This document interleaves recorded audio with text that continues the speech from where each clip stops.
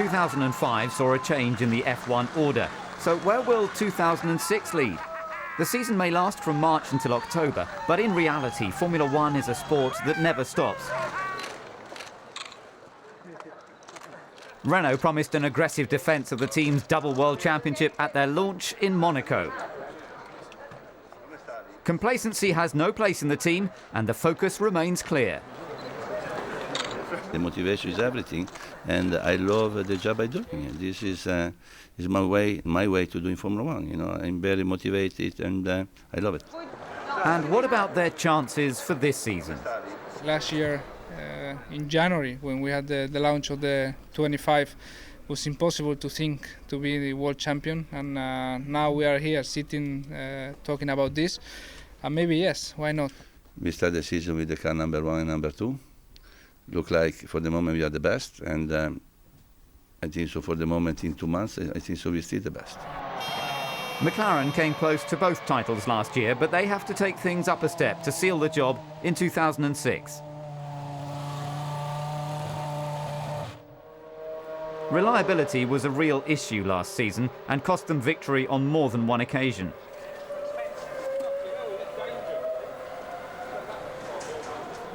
The team opted to concentrate on improving the car and ran with an interim design before launching their brand new livery shortly before the season opener in Bahrain. Ferrari has a lot to do to regain its form. It has been in the back of my mind and has been make me moving forward and prepare myself, get the acts together with everybody in the factory. The team's first test session with the new car coincided with their launch in Mugello. Michael Schumacher's joined by Felipe Massa, who has a big challenge ahead. If you arrive at Ferrari, you must be already a well-proven driver. So there's no reason for him to take on advice from me. His job will be to show he's better than me, and my job is obviously the opposite. Toyota had been testing their TF106 since November, so opted for a press unveiling at their manufacturing facility in Valenciennes in France. What benefits are there from testing so early? Well, testing so far was very successful. I mean, the main important things in November, December testing are usually engine reliability, since it's a new one, and the new back end and gearbox, which worked great. In our case, we have new tires as well, which takes a lot of mileages as well to get right. Williams have been putting in the track time with new engine suppliers Cosworth over the winter. What was the biggest challenge to overcome? The biggest challenge is bringing on the car aerodynamically and structurally, passing the crash tests, etc. So we are ready to race.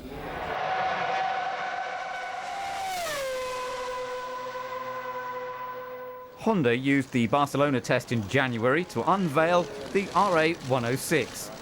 Former Ferrari driver Rubens Barrichello joins Jenson Button.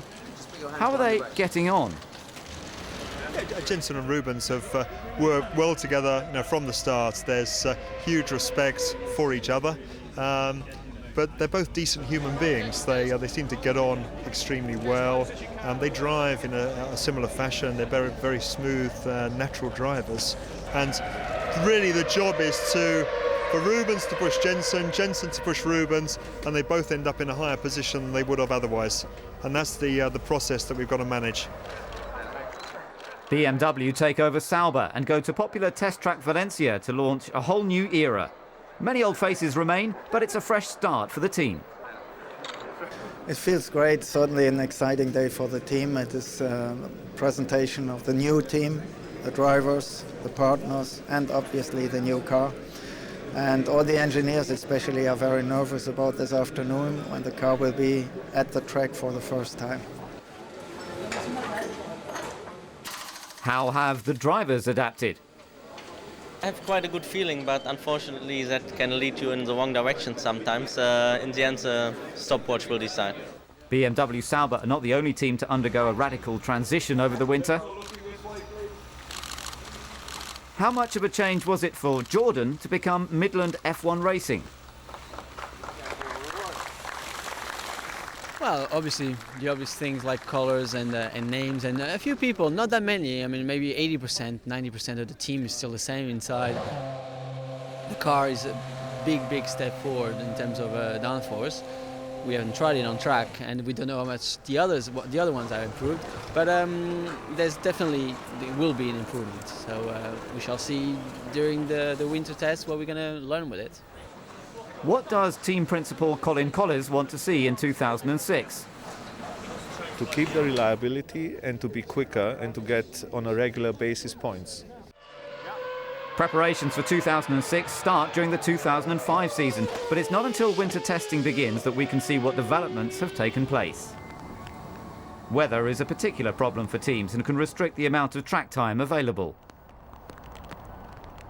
I mean, this period is the worst one to test, but we have to because the season is getting closer and closer. Because the problem is that every time in the morning we would like to start at 9 o'clock. We should start at 9 o'clock, but then because it's too cold and the tires don't get in the temperature, it's impossible to drive with the slick tires, even if it's dry, but it's too cold. And so we have to wait every time, like 10:30, 11 o'clock, trying to start testing something, because in the morning you don't find anything. For this, the weather is really important. Fortunately, at least it doesn't rain in this area that much, and we are lucky to test and try to find something. But the problem is that in the morning it's a little bit too cold, and in the evening as well, because after 4 o'clock you cannot test anything else. Well, testing for us, it's really tough day. We start already 8 o'clock in the morning with the first briefing. 9 o'clock we are in the car. We do usually the installation lap, and then unless the circuit is cold, we start running around 9:15, 9:20 with a proper run, and we run all day. Usually at the end of the day, when you had not particularly problems, you do over 100 laps, which is over 600, 700 kilometers a day, which is very tough. We do 3 or 4 days a week. We do a lot of testing for the tires, some aerodynamics parts, especially for the reliability. So how does a day's testing compare to a race? The race is particularly tough because you do 1.5 hours without stopping, so for that it's really hard physically. But even testing, we do sometimes the double of the race in terms of kilometers. Teams have very clear aims and objectives that need to be achieved during a day of testing. Well, the day before, the engineers does a program, and you spend maybe the morning just for the tire testing, and then in the afternoon you do some setup work, some aerodynamics parts, and after that we have in between we have some briefing with them, and at the end of the day around 6 o'clock we have another big briefing, debrief. So it's a very busy day for us. At the end of the day we are quite tired, and we like to have a massage because the muscles are very tough, so it's important to have a rest. But there's little time for drivers to put their feet up.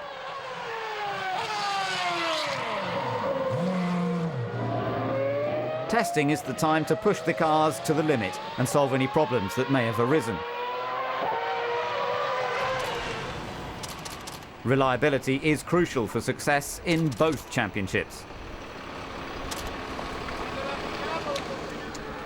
New regulations all present new demands for the teams and drivers.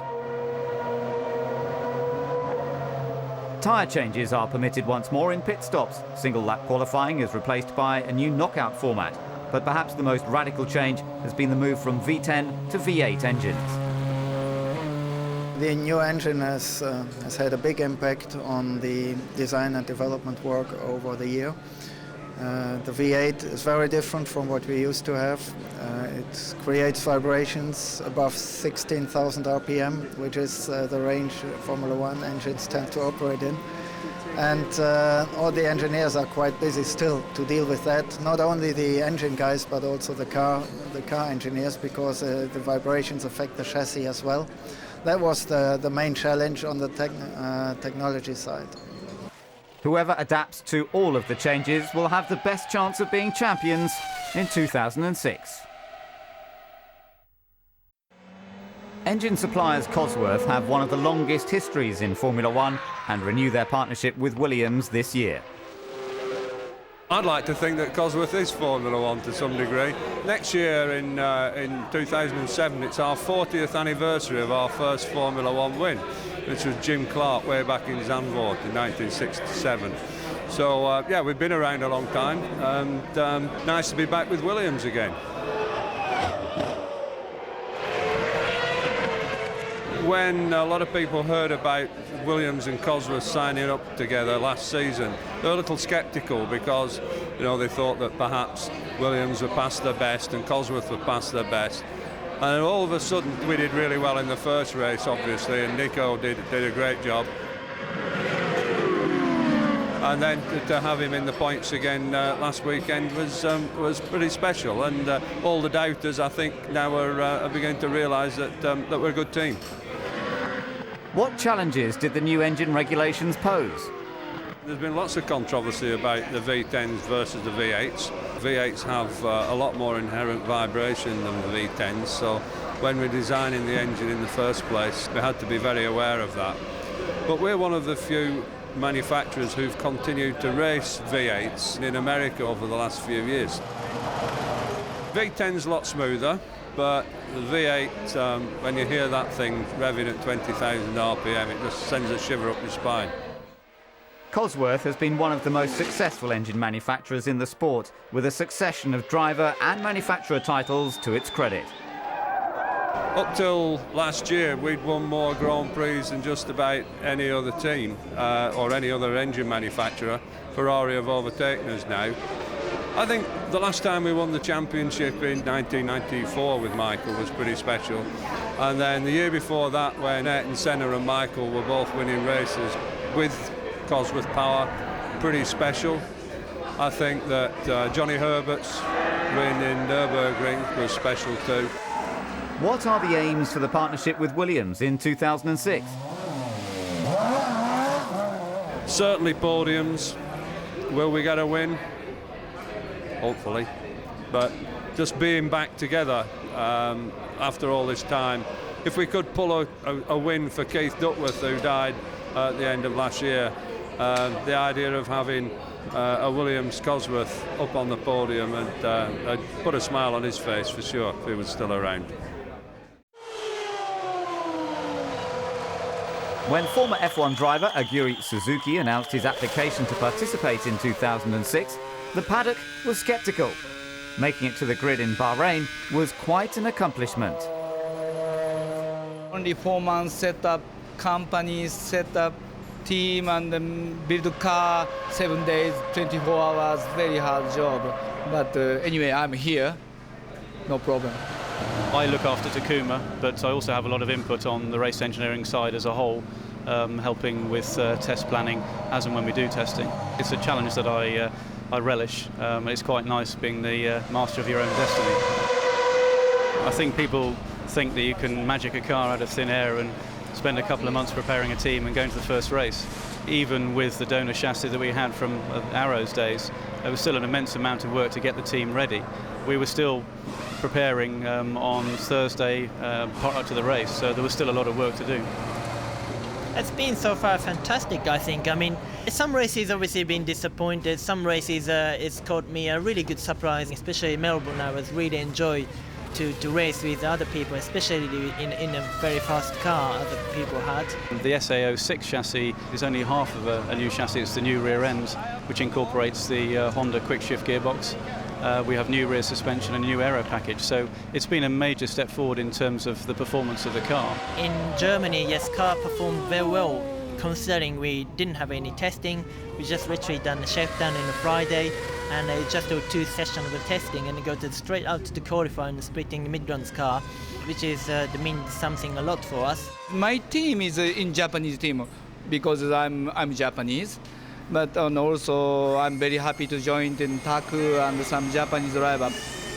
We never had this kind of feeling, like a Japan team, like really nationalism teams now we have. I can't really imagine how I feel when we get to Suzuka, and it's going to be awesome, I think. Next season for us, Super Aguri Honda will be very different approach. I mean, this was just the very first step for the team. We are here, and we do mean business, and we're here to stay. So hopefully in the years to come, people will look at us more of a force to be reckoned with. I have some good idea in next season, but I can say now.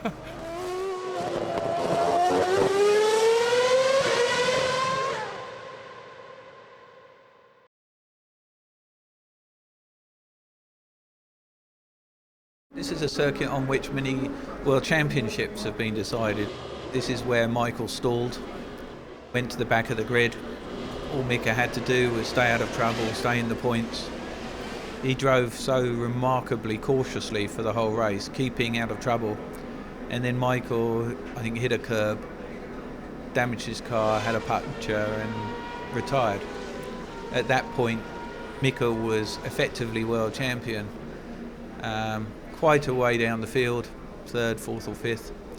And when we told him on the radio, you're now world champion, I mean, immediately started dropping his lap times by second plus a lap and ultimately won the race.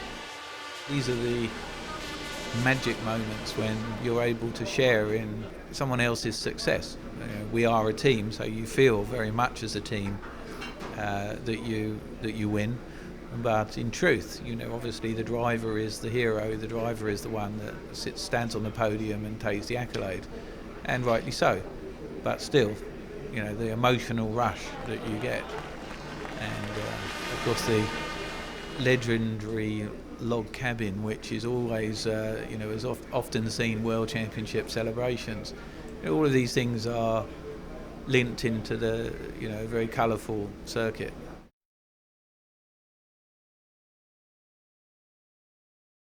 The people here have always been very warm and very friendly and very enthusiastic.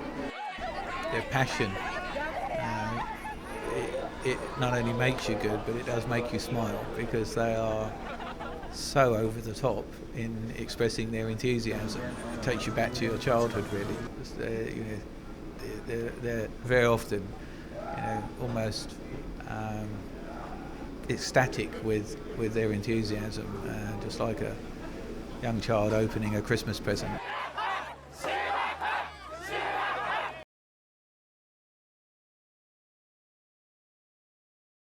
We take pride in providing both our drivers the opportunity to win and to let their own abilities determine who is the winner. It can lead to a situation, for example, where you win 10 Grand Prix, as we did last year, and neither World Championship. So it has its disadvantages. Our, vision statement for the company is to compete in and win every Grand Prix.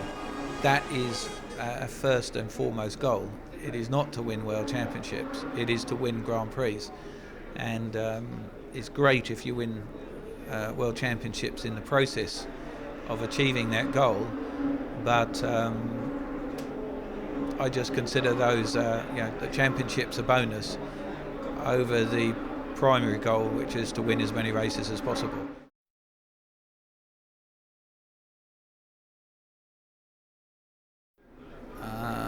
Whatever the outcome, I think they're two worthy adversaries, and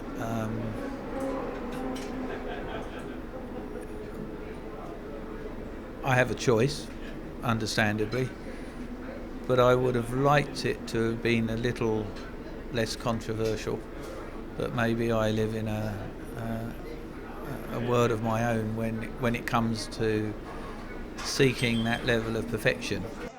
Everything I have in my life has come from Formula One, and so when I see things that are actually damaging Formula One, I don't feel great about it. So whatever the outcome, especially regarding these next two races, I just hope there's no more controversy on or off the circuit, because it's not good for anybody. At the end of this year, I've decided together with the team that I'm going to retire from racing. It has been an exceptional, really exceptional time. What motorsport in more than 30 years has given to me. Michael Schumacher, your first ever Grand Prix win. How are you feeling now? I really can't describe it. I mean, it's something crazy. He has done so many good things, won 7 World Championships. He's the best. He's by a long way the greatest driver around at the moment, and possibly that there ever was.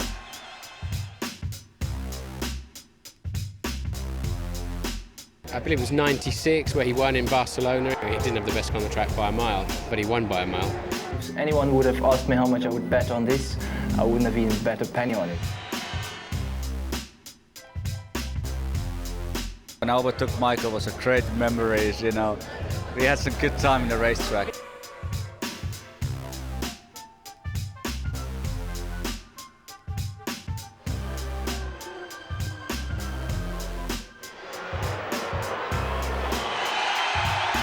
You've got to have a streak of ruthlessness to get right to the top in Formula One.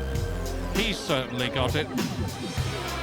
He's achieved a hell of a lot. There are some sort of dark places that have gone on in the past, but you know, he's the most successful driver we've ever seen. We did it! We did it! We did it! He's scoring a big kiss for me. I think winning the first championship for Ferrari was very, very special. It's simply great. I mean, imagine what is going on right now in Italy.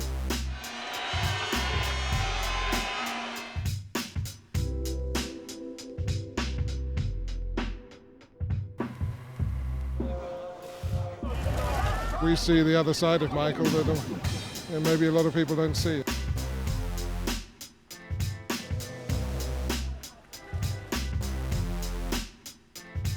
One day, the day has to come, and I felt at a point that this is the moment.